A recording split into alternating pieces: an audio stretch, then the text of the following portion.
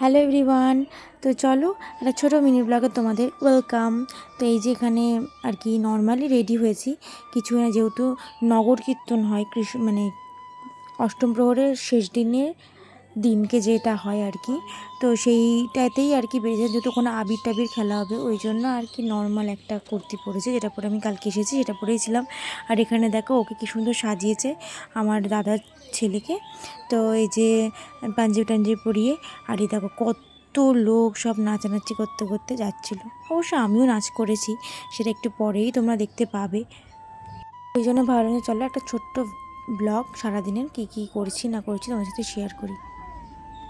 যে বাজনা আছে আর সেখানে আমি নাচবো না, এটা হতেই পারে না।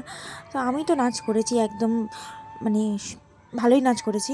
তো এই যে এখানে দেখতে পাচ্ছ সবাই রাধা কৃষ্ণ সেজেছে, সব বাচ্চা বাচ্চা মেয়েগুলো।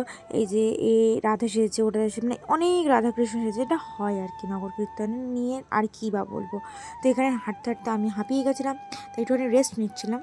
তো এই দেখো, বলেছি না নাচ তো করতেই হবে। আর এখানে মা পেছন থেকে ভিডিও করছে, আর আমি সেটা বৌদিকে বলছিলাম, দেখো দেখো বৌদি ভিডিও করছে। ওই জন্য একটু ভিডিও যেহেতু হচ্ছে ওই জন্য একটু ভালো করে নাচ করছিলাম।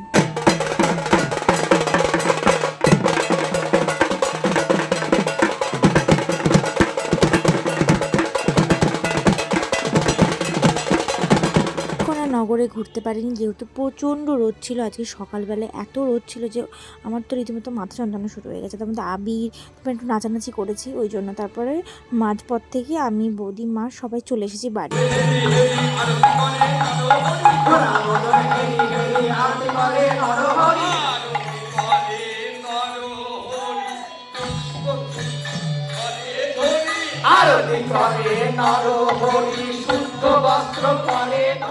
স্নান টান করার পরে, আর দেখতেই পেলে মানে এটা স্নান টান করার পরে যখন আমি খেতে যাচ্ছিলাম তখনকার একটুখানি আরতি নিচ্ছিলাম, ভোগ আরতি যখন হচ্ছিলো আর কি। তো আমার জেম্মার বাড়ির একদমই সামনেই হচ্ছে রাধা গোবিন্দের মন্দিরটা। ওই জন্য একদম গেট থেকে মানে বাড়ির বাইরে বেরোলেই আর কি সমস্তটা দেখা যাচ্ছে। আর এই যেখানে সমস্ত খাওয়া দাওয়ার ব্যবস্থা করছে, এটা হচ্ছে দুপুরবেলা নর্মালি খিচুড়ি করেছিল, তো আমরা জাস্ট খেয়েছিলাম। আর এইগুলো দেখতে পাচ্ছি এগুলো সব রাতের জন্য। তো এই যে আমি আর বৌদি বসে পড়েছি খেতে। তখন শুধু নর্মালি ওই প্রসাদই ছিল, আর তার সাথে কিছু ছিল না। তো যাই হোক ভালোই লেগেছে খেতে। তো আমি আর বৌদি এই যেখানে খাচ্ছি, ওখানে ওদিকে হচ্ছে মা আর আমার একটা মাসি খাওয়া হয়ে গেছিলো।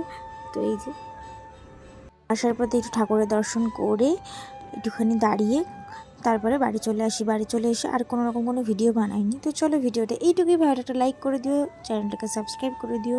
কারণ আমি বহরমপুর তোমরা জেনেই গেছো। তো চলো নেক্সট ব্লগে দেখা হচ্ছে, টাটা।